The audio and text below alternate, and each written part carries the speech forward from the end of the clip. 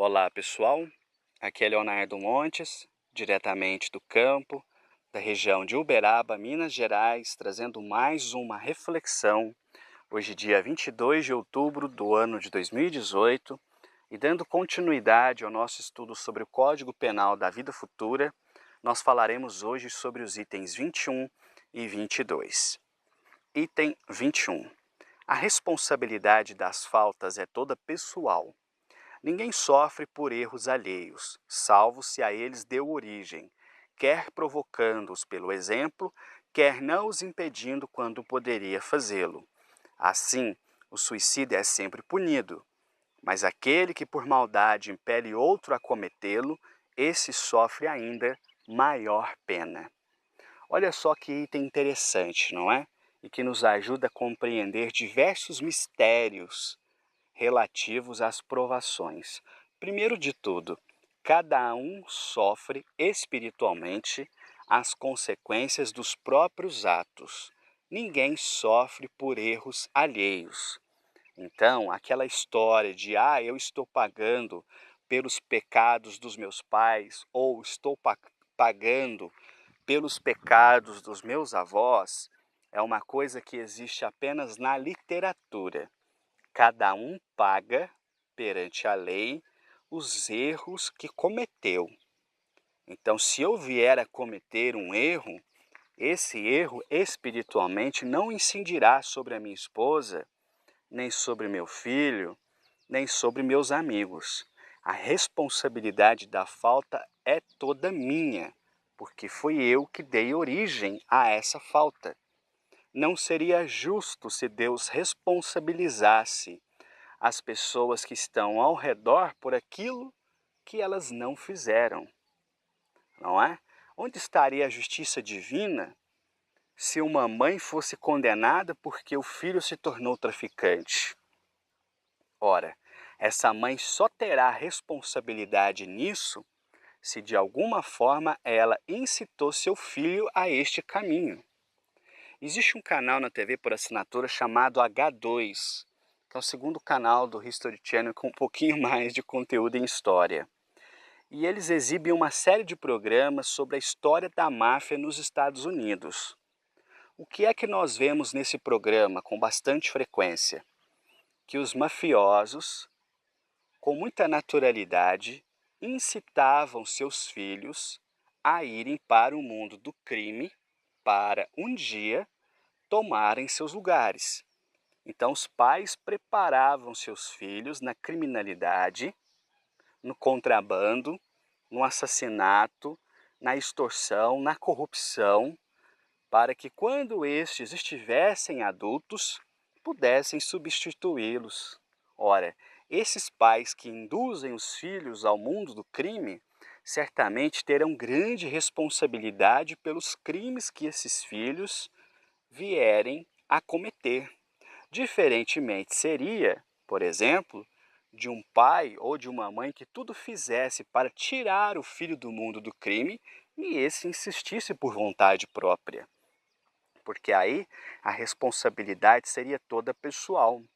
Há pouco tempo atrás, aqui em Uberaba, houve uma simulação feita pelos bombeiros de uma tentativa de suicídio de uma pessoa pulando de um prédio e todo o aparato de resgate que os bombeiros deveriam fazer para tentar tirar a pessoa dessa situação. Muitas pessoas, não sabendo que se tratava de uma simulação, chegaram até o local e sabe o que disseram? Pula, pula. Olha só o nosso nível de bestialidade e de indiferença perante a dor alheia. Essas pessoas que estavam ali gritando pula, pula, se fosse uma situação real e a pessoa de fato pulasse e viesse a desencarnar, elas todas seriam responsabilizadas perante a lei divina. Então, se até agora nesse estudo não havia ficado claro que as leis divinas são rígidas e levam em conta cada mínimo ato da nossa conduta, Espero que a partir de agora tenha ficado claro o suficiente. Então, se nós de alguma forma induzimos as pessoas ao mal, ou se nós não as impedimos conforme as possibilidades de praticar um ato mal, então nós teremos responsabilidade. Mas se de tudo fizermos para auxiliar alguém que está no caminho do mal e esta pessoa persistir por livre vontade, então a responsabilidade será apenas e tão somente dela mesma. Interessante, não é? Vamos para o item 22. Conquanto infinita a diversidade de punições, algumas há inerentes à inferioridade dos espíritos, e cujas consequências, salvo pormenores, são pouco mais ou menos idênticas. A punição mais imediata, sobretudo, entre os que se acham ligados à vida material em detrimento do progresso espiritual, faz-se sentir-se pela lentidão do despreendimento da alma, nas angústias que acompanham a morte e o despertar na outra vida, na consequente perturbação que pode dilatar-se por meses e anos. Naqueles que, ao contrário, têm pura consciência e na vida material já se acham identificados com a vida espiritual, o trespasse é rápido, sem abalos, quase nula a turbação de um pacífico despertar. Então, olha que interessante, né? De fato, a diversidade, né, das punições, isto é, as consequências de um erro praticado, variam no mundo espiritual quase ao infinito. Nós já estudamos isso aqui. Deus julga mais a intenção do que os atos. Portanto, dois atos iguais terão consequências diferentes, porque ocorreram em contextos diferentes, foram executados por pessoas diferentes. Então, do outro lado, as consequências dos nossos erros podem ter variações, muitas vezes imprevisíveis.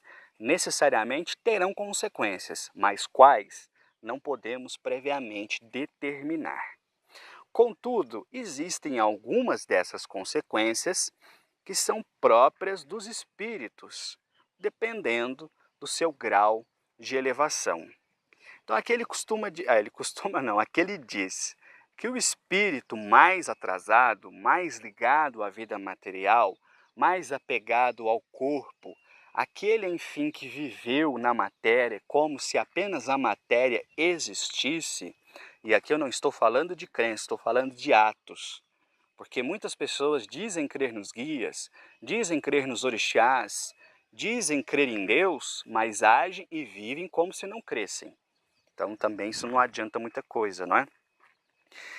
E esses espíritos mais inferiores sofrem com a lentidão do processo de desligamento do corpo material após a morte.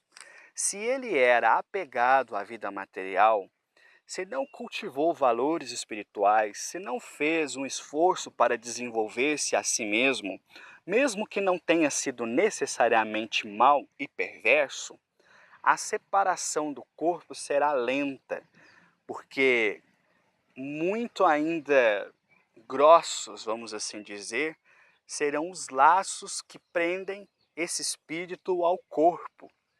Então o processo, ele é de certa forma doloroso, angustiante, tormentoso, podendo levar dias, às vezes meses. Já os espíritos mais evoluídos, aqueles que conseguiram vencer as provações da vida, aqueles que não se tornaram anjos, mas saíram da terra melhores do que quando entraram através do nascimento, tendo com isso evoluído, terão quase sempre um despertar suave, uma transição pela morte não dolorosa, algo muito semelhante a um sono profundo que se sente quando se está muito cansado e um despertar quando o corpo então já recuperou as suas forças. Por isso, frequentemente se diz que a forma como nós vivemos impacta muito mais na forma do nosso despertar espiritual do que propriamente a forma como venhamos a desencarnar. Há pessoas que imaginam que quem morra dormindo morreu suave, é demonstração de espírito evoluído, se desprendeu mais fácil. Não, nada a ver. A pessoa pode morrer dormindo e ainda assim ter um despertar difícil, uma separação dolorosa, enquanto o outro pode morrer num acidente de carro e ter um despertar suave, rápido, ligeiro. Por quê? A forma como nós vivemos importa muito mais do que a forma como venhamos a desencarnar. Eu vou parando por aqui. Se você quiser ouvir outras reflexões, youtube.com/Voz Espiritualista. Um abraço a todos.